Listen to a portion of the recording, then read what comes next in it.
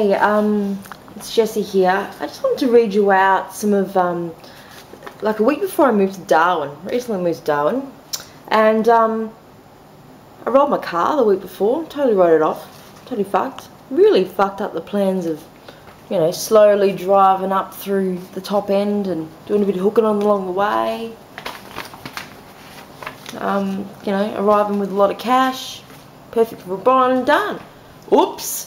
Plans don't go into plans at all. End up getting done for negligent driving, which is always interesting when you're when you're covered. Well, you're from South Australia where it's illegal to be a sex worker. Okay, so you're dealing with the cops, and you're like, oh my god, how am I going to talk my way out of having a 10-inch dildo, double ender, a butt plug, a rope, 7 lots of stilettos, underwear, what else? A red bucket, a bong, and about 2 cones worth of marijuana. Which of course I said, look, I wasn't stoned when I was driving. Clearly, there's marijuana left.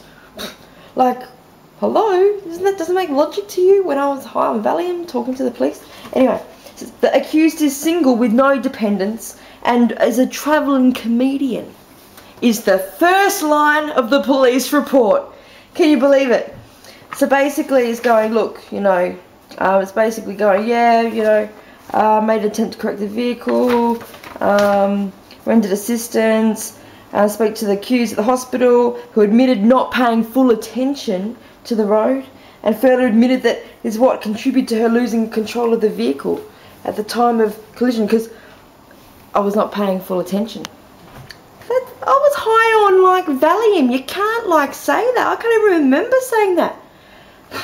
The accused would have normally been issued with a traffic infringement notice, definitely for the pot.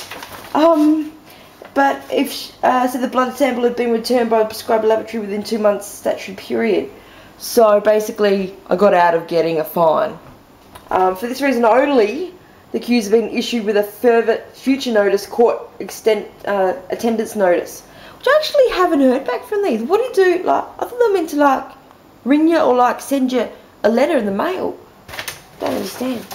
And so they said, look, my honour, I'm 27 years old, I live in Darwin. At the time of the incident, I was a resident of Adelaide. I had a string of bad luck, with one most impact with this car accident. The week before, I planned to drive to Darwin to start my first very important job. I've never had any problems with drink driving before this. I have a clean record and I like to keep it. I was not speeding, drink driving or drunk driving at the time of the incident. I've lost my uninsured car, thousands of dollars being able to work as a sex worker. And not to mention, because I moved to Darwin on a plane and didn't get to bring a lot of my belongings up, now all of my belongings have been stolen. Para Hills West policed October 2008. And this is all a ripple effect due to the health accident. I'm a community educator and work in health promotions field. I'm a good person and I like to talk to all people about this incident. Even though I'm alive, I didn't kill anyone, but I've still not financially recovered from it 6 months later. The ripple effects of having one car accident. It's crazy. Especially when you're a left-handed sex worker and you break your left wrist. And what is the timing where I roll my car and the next day my favourite ever magazine calls me to appear in their magazine as an out and loud fat whore. That's what it was about. I finally get in Cosmopolitan magazine, and it's like me being a fat whore, basically. So, mate, I'm trying to maybe have a comeback from that, doing a really amazing doco and stuff. So, maybe I might get in again, because I've lost 15 kilos. That's the ironic thing. Since I saw myself in there, I'm like, I've lost 15 kilos.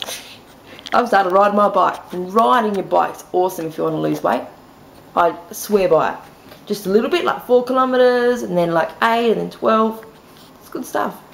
So yeah, without rolling my car, I probably wouldn't have lost 15 kilos. So isn't that amazing how the world works? Crazy.